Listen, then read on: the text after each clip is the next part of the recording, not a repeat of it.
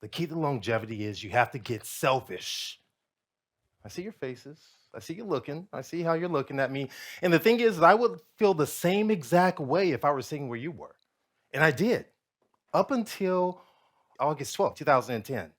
That was the day that everything I thought I knew about longevity changed. Now, up until that time, I was a plumber of the heart.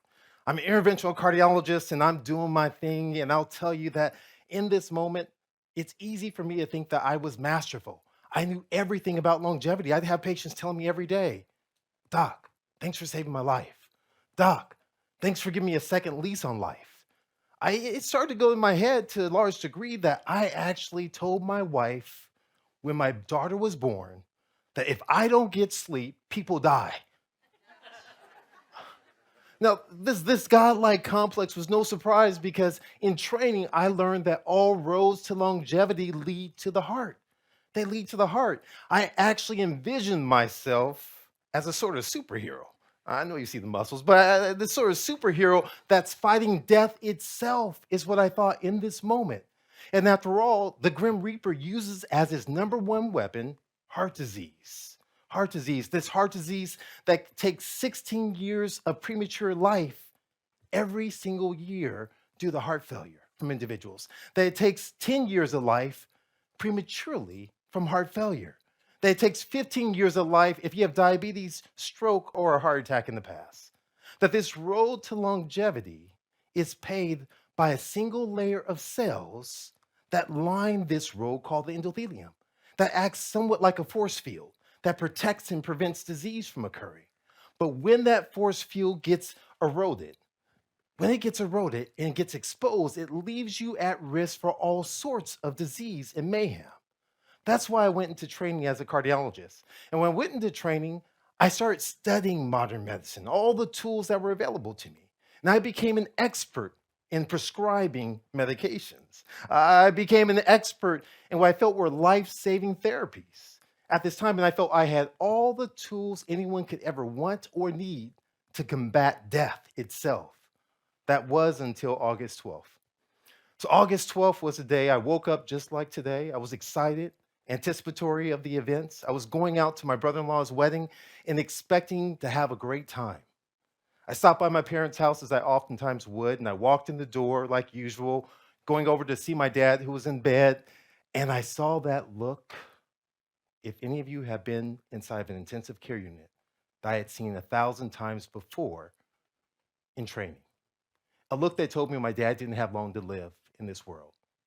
And I'll tell you, my superhero facade just crumbled completely in that moment. I fell out in tears. And in that moment, watching my dad, I canceled my flight. And 8 hours later, I watched my father take his last breath in that moment. And it was somewhat very similar to the movie of The Matrix when Neo was forced. You guys remember The Matrix? Neo was forced to decide between swallowing that red pill of reality versus the blue pill of fabricated state of events. Well, I wasn't given the option. I was force fed the red pill of reality that I knew nothing about longevity. I'll tell you the ensuing months were somewhat like a haze for me. That haze in that moment, that all of a sudden I started having symptoms just like all the other patients who would come and see me. Neck pain. I started getting skip beats. I couldn't sleep at night. I was fatigued. All these things that I mentioned to a colleague, I said, "What's going on?" They said, "Columbus, it might be stress." Stress. Come on, that's not part of the tools of a cardiologist. So I started, at first I laughed and then I started to search. Stress? Well, I realized stress in disease, that stress in cancer, it lends itself to 11% increased risk of cancer. That stress in self-perceived stress increases the risk in development of diabetes. I recognize that stress in heart disease can literally break your heart in what's called broken heart syndrome or Takotsubo disorder. That the weight of grief, the weight of loss can impact you. That not only that, but that stress itself can lend itself towards as equal a risk as other traditional risk factors. I started digging in a bit more to learn and explore, and I realized that stress not only does that, stress gets at a cellular level. It starts to erode that protection that's there of that road to longevity. That stress begins to work also at a DNA level. That we start to see there's a loss of the caps, a shortening of the caps called telomeres, which predict longevity, also begins to occur in that same moment. As I continue to look through, I realize that stress also impacts your belief system. It takes out your hope. That people who lose hope and believe that stress is going to pretend itself towards death are absolutely right. Whether you think you are or not, you're right. And so, as a result of this, I realized that stress is inversely related to longevity and heart health. That the higher your stress, the poorer your health. The higher your stress, the shorter your longevity. But I kept searching and researching. I realized that the key is resiliency, that there is a one-to-one relationship between resiliency and your longevity. And I decided to change my focus from looking at stress to looking at resiliency. So, how do we do that? It's back to the original part. We have to get selfish. Get selfish. I don't care what you heard about selfish in the past, it's not what you think. You need to get selfish. What do I mean by getting selfish? Spiritual, exercise, love, food, intimacy, sleep, and humor. These are the keys to building resiliency. And then when we begin to look at this, what is the relationship between spirituality and longevity? That spirituality is a personal relationship. Spirituality is believing in something bigger and greater than yourself. That all of a sudden, that when you begin to embrace spirituality and its practices of prayer, meditation, deep breathing, because the root word of spirit comes from spiritus, which means breath.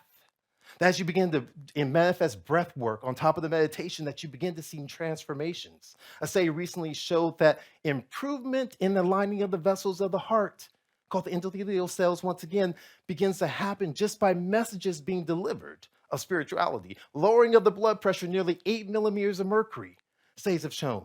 Nurses' health studies showed, looking at nearly 75,000 women, showed what? It showed that by embracing spirituality and practices of spirituality, you have the ability to decrease your mortality by 33%, as well as your cardiovascular mortality by 27%. There's power that's there.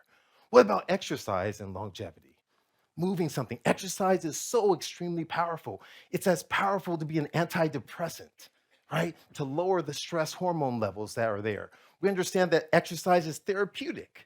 So for the plumbers out there, we put in stents to alleviate symptoms of chest pain. Studies have shown that engaging in activity on a consistent basis can reduce as well that burden in terms of chest discomfort. There's power that's there. That exercise in general has been shown to decrease your mortality by 50% when you're engaging in leisure activities like walking or vigorous activities, which are going to vary according to each person. That when you complement that with resistance training, all of a sudden, this is stuff that resilience is made out of. Now, the L in selfish stands for love. Love. Love. Love isn't a noun. Love is a verb. It takes action. You don't believe me? Ask my wife. It takes work to love me, right? And so when you're looking there in that moment, that equals to what? Forgiveness, gratitude, volunteering, extending of yourself. And what studies have shown is that when you engage in gratitude, saying thank you, you're receiving more than you're giving, a 9% reduction in your mortality by just expressing gratitude.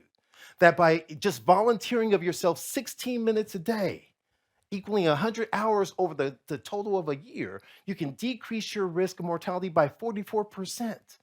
The studies have shown by saying that forgiving yourself and others has power. When they looked at groups of individuals with heart disease, blocked arteries, what they found is that in the individuals who went through forgiveness training, who had lack of blood flow, all of a sudden they improved their blood flow to the heart.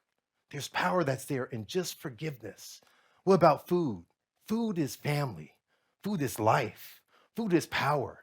We have to talk about food, real food, whole food, plant-rich food, fiber-filled food, right? That's what we need in order to enrich our bodies and strengthen our hearts. Studies have shown it lowers your cholesterol. It helps assist in lowering your blood pressure. But not just that, when you look at studies overall, studies have demonstrated, yes, it's good for our planet, but studies have shown that you can increase your life, men, by 13 years, women by 10 years. And guess what? It doesn't matter which age you start. Even at age 80, studies have shown increase your life expectancy by 3 years. But small things add up to a lot. If you replace red meat, 3% of your protein, red meat protein with plant protein, 34% reduction in mortality. There's power in our choices for food. Now, what about intimacy? Now, we're all adults. We love intimacy, don't we? But it's not that kind of intimacy. I'm talking about intimacy of relationships, of connectivity, of social connections, of what you're creating here in this environment. That we see in an instance that when you engage in social connections, you have the ability to decrease your risk of death by 50%. Going to Atlanta, there was a wonderful study that's being done out of Morehouse University, a historically Black college and university, and they're looking at individuals in the African American community who are at increased risk of death. And they found that individuals living in neighborhoods, right, where there's increased engagement have improved cardiovascular health nearly 71%. That's power that's there. What about sleep? That good sleep. That by increasing our sleep, we improve the function of our endothelium. That by increasing our sleep, we lower our blood pressure by getting that deep REM sleep. That by increasing our sleep and our rest and re-engaging, we have the power to decrease our mortality by 8% nearly. What about laughter? Laughter is the stuff life is made of. It's so powerful and so underutilized. The studies have shown that when you looked at groups of patients who are cardiac patients going through cardiac rehab, one group said, keep doing full cardiac rehab. The other group, I want you to laugh. Dirty joke, a sitcom, whatever it is, just laugh. And what they found is nothing short of amazing. The group that laughed, all of a sudden, had less chest pain, less shortness of breath, decreased hospitalizations by engaging in humor aspect that's there. I want to encourage you right now. The key to longevity is very simple. You have to get selfish to live a life of purpose. We need life, real life. And by getting selfish, it's about the impact you leave and what you do for others. Following the pillars of selfish will allow you to engage and expand your world to get selfish and live a life of purpose. Thank you.